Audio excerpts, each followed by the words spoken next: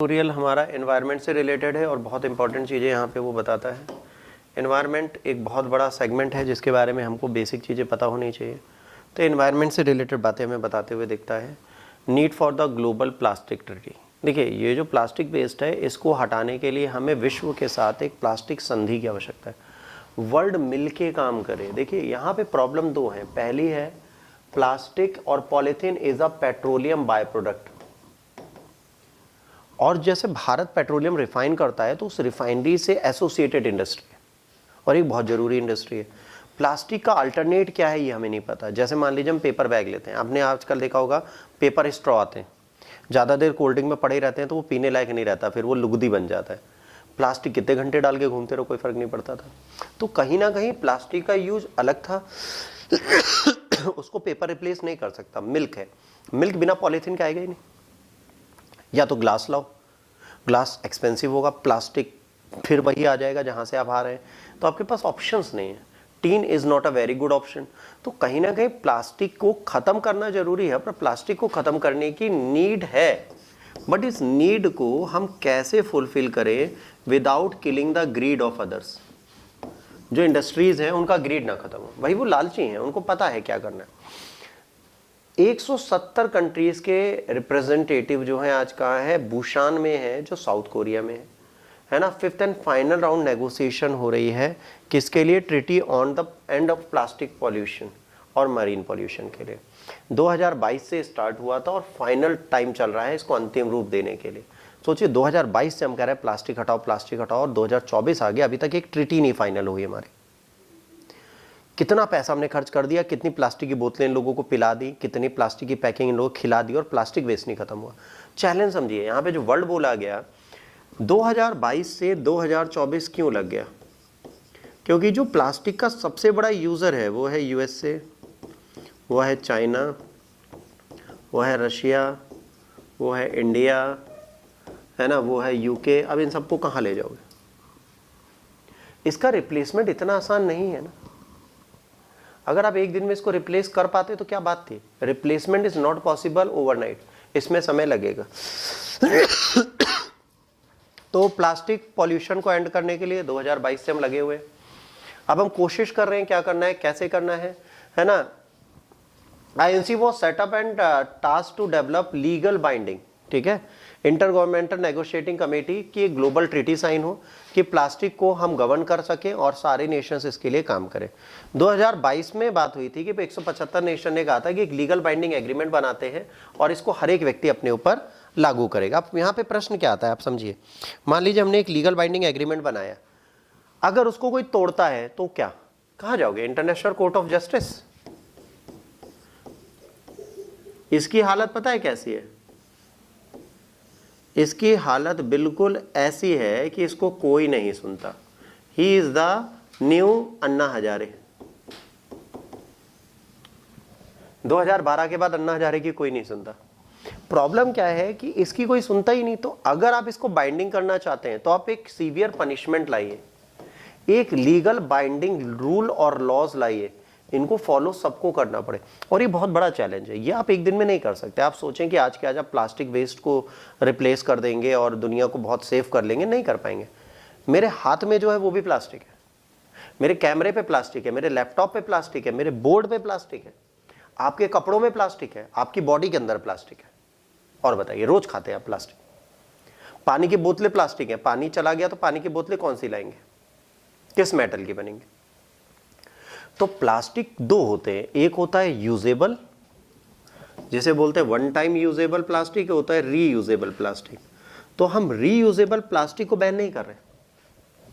We are not saying to ban reusable plastic, we are trying to ban one time use plastic. भाई, जो आपकी दूध की थैली आती है अमूल वाली, क्या उसको आप अगले दिन ले जाते हो, सिरिंज से दूध भरवा के लाते हो? उसमें एक बार फाड़ा फेंक दिया। और डेली मान लीजिए मेरे यहाँ आधा लीटर दूध आ रहा है तो मैं 30 पॉलीथीन तो हर महीने वेस्ट कर रहा हूं ना। अब इसका ऑप्शन क्या है? मैंने कई बार बोला है, इसका एक अच्छा ऑप्शन यही है कि अमूल कहे कि अगर आप मुझे थैली वापस करोगे मैं आपको 50 पैसे का डिस्काउंट दूंगा, और थैली वहीं से खोलोगे जहां से मैंने सील की है। तो आप एक शार्प ब्लेड रखोगे, बढ़िया से काटोगे, दूध निकालोगे, वापस दे दोगे। अगर वो शार्प थैली वहीं से पिंच होती है, वो दोबारा बाइंड कर सकते हैं ना, पॉलीथीन को रीयूज कर सकते हैं ना। बस वो बात अलग है, कोई नक फुसरा हुआ, उसने नाक खोली और नाक आँख लगी तो फिर अनहाइजेनिक हो जाए, तो पॉलीथीन ले जाके बढ़िया से धोए हुए सब करें। तो अगर ये सेफली डिस्कार्ड करने की कोशिश करते हैं, ये कहते हैं कि इसको डिस्कार्ड हम करेंगे, आपको नहीं करना, तो इसको डिस्कार्ड करने का काम अमूल कर सकता है, हम नहीं कर सकते। हम सब इंडिविजुअल क्या है, हम लोग लालची हैं पैसों के। प्लास्टिक की बोतल, पन्नियाँ, आप कह दो अमूल दूध 50 पैसा पर प्लास्टिक दे रहा है, बेटा घरों की पन्नियाँ बिल ले जाओगे, कूड़ेदान में खड़े रह लेंगे आधे यूथ कि कौन सी दूध की थैली फेंक रही है। लोग आपस में लड़के दो टुकड़े कर देंगे, 25-25 पैसे लेंगे जाके, पर थैली के पीछे भागेंगे। हमारे देश में डिस्पोजल तभी अच्छा हो सकता है, विश्व में तभी हो सकता है, जो कंपनी उस प्लास्टिक को बना रही है वो कंपनी रिस्पॉन्सिबल बना दी जाए बस। अगर डेयरी मिल्क की प्लास्टिक मिल रही है, dairy milk will be penalised. Amul की मिल रही है, अमूल विल बी पनिश्ड। जिस कंपनी की ब्रांडिंग है और नॉन ब्रांडिंग के लिए सारी कंपनी विल बी पनिश्ड, सब डरा जाएंगे, अब बिना ब्रांडिंग के काम चलेगा नहीं। तो इस चीज को किया जा सकता है, ठीक है। अगर ये करा जाए तो अच्छा है, अगर बाध्यकारी समझौता होगा तभी है, अगर नहीं होता तो बिल्कुल बेकार है। अब क्यों growing dependence on the plastic? भाई प्लास्टिक का यूज इतना हो गया, इतना हो गया, इतना हो गया है कि हम क्या बताएं। 2019 में जो प्लास्टिक का यूज 234 मिलियन था, वो 460 मिलियन पहुंच गया। 2040 तक ये 700 मिलियन टन पहुंच जाएगा भैया। अगर इतनी प्लास्टिक हम यूज करेंगे तो हम जाएंगे कहाँ? एक ऐसा समय आएगा जब समुद्र की जगह लोग है, जब यूएफओ में आएंगे, कहेंगे आओ एक आइलैंड घुमा के लाते हैं जहां पे प्लास्टिक वाला समुद्र है। इतनी झिल्ली तैर रही होंगी, तुम उसमें कूदोगे, डूबोगे ही नहीं। प्लास्टिक प्लास्टिक प्लास्टिक प्लास्टिक, तुम्हारी सांस डूब जाएगी, तुम मर जाओगे, पर प्लास्टिक नहीं खत्म होगी। क्या करोगे? कहा जाता है तुम्हारे परबाबा का भी टूथब्रश इसी अर्थ पे कहीं घूम रहा होगा, और हम लोगों ने इस एज में कितने टूथब्रश डिस्कार्ड कर दिए होंगे, आप सोच लो। तो we are not safe about plastic waste and environmental crisis. Plastic decomposition जो है 20 से 500 साल लेता है, 10% रिसाइकिल्ड डेट से, है ना। अब 10% रिसाइकिल टू डेट, अब जरी सी बात है, इतने में भी 10% ही जाएगा। एनुअल प्लास्टिक वेस्ट जो है वो 400 मिलियन टन है, और ये अगर 62% 2050 तक बढ़ गया तो समझ लीजिए क्या होगा। वेस्ट रिवर और ओशियन में जाता है, जो हार्मफुल माइक्रोप्लास्टिक और नैनो प्लास्टिक रिलीज करते हैं, जिनको हम बाद में ठूस लेते हैं। अब ये हमें प्रॉब्लम देगा। प्लास्टिक के अपघटन में 20 से 500 वर्ष लगते हैं। अब 10% से भी कम पुनर्चक्रण किया जा सका है। वार्षिक प्लास्टिक अपशिष्ट उत्पादन लगभग 400 मिलियन टन है, 250 तक 62% और बढ़ सकता है। अपशिष्ट की एक बड़ी मात्रा नदी और महासागरों में रिस्क की जाती है तथा हानिकारक माइक्रोप्लास्टिक्स और नैनो प्लास्टिक में विघटित हो जाती है। अब ये कहीं ना कहीं हमको नुकसान पहुंचाता है। एनवायरमेंटल हेल्थ, प्लास्टिक जो है थ्रेटन्स करता है इकोसिस्टम, ह्यूमन हेल्थ को।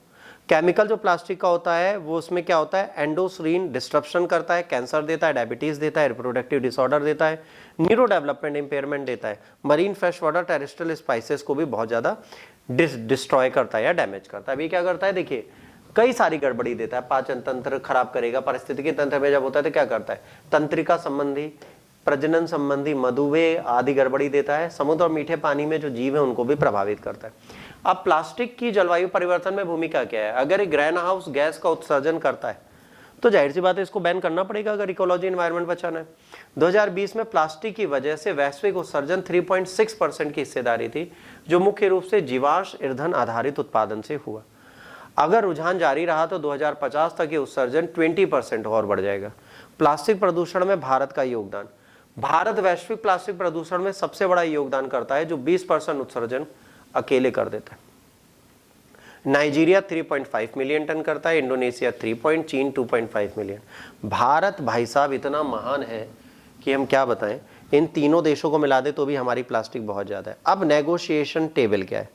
अब यहाँ पे बड़ा अच्छा चीज है, वार्तालाप का फोकस किस चीज पे है कि जो पूरे जीवन चक्र की प्लास्टिक है उसके प्रदूषण से निपटने के लिए एक वैश्विक नियम बनाया जाए, ठीक है। वास्तविक उपायों को लाया जाए, विशिष्ट प्लास्टिक पर प्रतिबंध लगाया जाए, बाइंडिंग रिसाइकलिंग लक्ष्य निर्धारित किए जाए, प्लास्टिक में रासायनिक योजकों को कंट्रोल किया जाए कि जो केमिकल्स पड़ रहे हैं उनको हम रेगुलेट करें। न्याय संगत परिवर्तन, चर्चाओं में प्लास्टिक उत्पादन में कमी की जाए और कुछ उन्मूलन प्रभावित श्रमिक समुदाय आजीविका के लिए नई चीजों को शामिल किया जाए। राष्ट्रों में भिन्न भिन्न दृष्टिकोण है। उत्पादन सीमा का विरोध, सऊदी अरेबिया, ईरान, रूस, भारत जैसे तेल और गैस समृद्ध देश सख्त उत्पादन सीमा का विरोध करते हैं। क्यों? क्योंकि करेंगे तो भाई ये जो प्लास्टिक वेस्ट हम यूज़ करते हैं, जो बाय केमिकल हम बाय प्रोडक्ट बनाते हैं तेल का, वो कहाँ जाएगा? इनकी तो बहुत बड़ी इंडस्ट्री ठप हो जाएगी। तो ये कहते हैं हम एक काम करेंगे, इसका डिग्रेडेशन सही से करेंगे, इनको हम, है ना, कैसे डिस्पोजल करना ये हम आपको बता देंगे। फिर महत्वाकांक्षी लक्ष्यों के लिए रवांडा, पेरू, यूरोपियन संघ, ये सब क्या करते हैं, इनकी कटौती करते हैं। रवांडा 2025 की रेखा है, 2040 तक इसने कहा 40% से ऊपर प्लास्टिक का यूज़ हम बंद कर देंगे, इसने सीधे कहा है। इंडिया की प्रॉब्लम क्या है? India oppose restrictions on the polymer production, इसने कहा पॉलीमर प्रोडक्शन नहीं होगा, arguing that such measure exceed UNEA 2022 resolution mandate. Focus on financial and technical assistance, Indian advocate, financial aid, technology transfer, technological support, कोई भी treaty बनेगी उसके लिए। Regulation of harmful, इसने कहा है कि जो हार्मफुल प्रोडक्ट हैं उनको हम साइंटिफिक स्टडीज से चेंज करेंगे। Approach on the plastic phase out, India ने 19 कैटेगरी की सिंगल यूज प्लास्टिक को 2022 में बैन कर दिया। ठीक है, 2022 में इंडिया इफेक्ट में लाया plastic waste management amendment rule, और इसने 19 category of single use plastic ban कर दी, जो आज भी भारत में धड़ल्ले से चल रही हैं। ठीक है, अब वेस्ट का डिस्कार्ड कैसे किया जाए, इसका प्रबंधन कैसे किया जाए? सेफ वेस्ट मैनेजमेंट मैकेनिज्म हमारे यहाँ नहीं है। भारतीय वैज्ञानिकों एवं सुरक्षित अपशिष्ट प्रबंधन के बुनियादी ढांचों की आवश्यकता है। आज भी हमारे यहाँ कचरा कहीं पर भी फेंका जाता है, इसको प्रॉपर मैनर में हम लोग नहीं देख पाते, नहीं रख पाते, एक बहुत बड़ा इशू है हमारे देश का। इसको जब तक हम रेगुलेट नहीं करेंगे, हम देश के साथ मिलकर नहीं चल पाएंगे और विश्व मंच पर हमारी बेइज्जती होती रहेगी। ये एक हकीकत है, इसको बदला नहीं जा सकता। अगर इस देश मंच पे हमें को सही से काम करना है तो हमें पहले अपने वेस्ट का सेफफुल डिस्कार्ड करने की ज़रूरत है। अगर वो हम कर पाते हैं तो हमको ज़रूर हेल्प मिलेगी। अब देखते हैं हमारा देश इसके लायक है कि नहीं, ये तो वक्त बताएगा।